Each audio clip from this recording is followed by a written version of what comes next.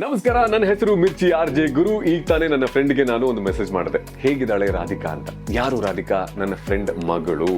ಆ ಮಗುದು ಸ್ಕೂಲಲ್ಲಿ dance performance ಇದೆ ಅಂತ ಅವನು ನನಗೆ ಒಂದು ವಾರದ ಹಿಂದೆ ಮೆಸೇಜ್ ಮಾಡಿದ್ದ. ನಾವೆಲ್ಲರೂ ಎಷ್ಟು ಎಕ್ಸೈಟ್ ಆಗ್ಬಿಟ್ಟಿದ್ವಿ ಅಂತ ಅಂದ್ರೆ ಹೋಗ್ಲೇಬೇಕು ಅಂತ ಹೇಳಿ ನಾನು ಎಲ್ಲಾ ಡಾನ್ಸಿನ ವಿಡಿಯೋಸ್ ತಗೋತೀನಿ ಅಂತ ರೆಡಿ ಆಗಿದ್ದೆ. ಅಂಡ್ ಅವನು ಮತ್ತೆ ಅವನ ಹೆಂಡತಿ ಡಾನ್ಸ್ಗೆ ಬೇಕಾದಂತಹ ಕಾಸ್ಟ್ಯೂಮ್ಸ್ ಪ್ರಾಪ್ಸ್ ಅಂತ ಹೇಳಿ 2 ದಿನ ಶಾಪಿಂಗ್ ಮಾಡಿದ್ದಾರೆ. ಇಷ್ಟೆಲ್ಲ ಆದ್ಮೇಲೆ ಏನಾಯ್ತು ಗೊತ್ತಾ? ಆ ಮಗು ಯಾವತ್ತು ಸ್ಕೂಲ್ಗೆ ಹೋಗಿ ಪರ್ಫಾರ್ಮ್ ಮಾಡಬೇಕು ಆ ದಿನಾನೇ ಜ್ವರ, ನೆಗಡಿ, ತಲೆನೋವು ಅಂತ ಹೇಳಿ ಮಲ್ಕೊಂಡ್ಬಿಡ್ತೀರಿ ಪಾಪ ಆ ಕೂಸು. ಎಲ್ರಿಗೂ ಬೇಜಾರು.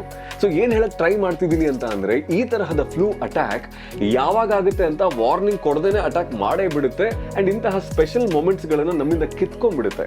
ಸೊ ಸ್ವಲ್ಪ ಸೇಫ್ ಆಗಿರ್ಬೇಕು ಅಂತ ಅಂದ್ರೆ ನಾವು ಮುಂಚಿತವಾಗಿ ಯೋಚನೆ ಮಾಡಬೇಕು. ನಿಮಗಾಗ್ಲಿ ನಿಮ್ಮ ಕುಟುಂಬಕ್ಕಾಗ್ಲಿ ಫ್ಲೂ ಅಟ್ಯಾಕ್ ಆಗಬಾರ್ದು ಅಂತ ಅಂದ್ರೆ ತಯಾರಿ ನಡೆಸಬೇಕು. ಲೈಕ್ ನಿಮ್ಮ ಡಾಕ್ಟರ್ನ ನೆಕ್ಸ್ಟ್ ಟೈಮ್ ಕೇಳಿ, ಏನಿದು ಇಂಡಿಯಾಸ್ ಫ್ಲೂ ಪ್ರೊಟೆಕ್ಷನ್ ಅಂದ್ರೆ ಏನು ಅಂತ ಕೇಳಿ ತಿಳ್ಕೊಳ್ಳಿ. ಹಾಗೆ ವಿಸಿಟ್ ಮಾಡಿ indiafluprotection.com ಎನ್ನುವಂತಹ ವೆಬ್ಸೈಟ್ನ.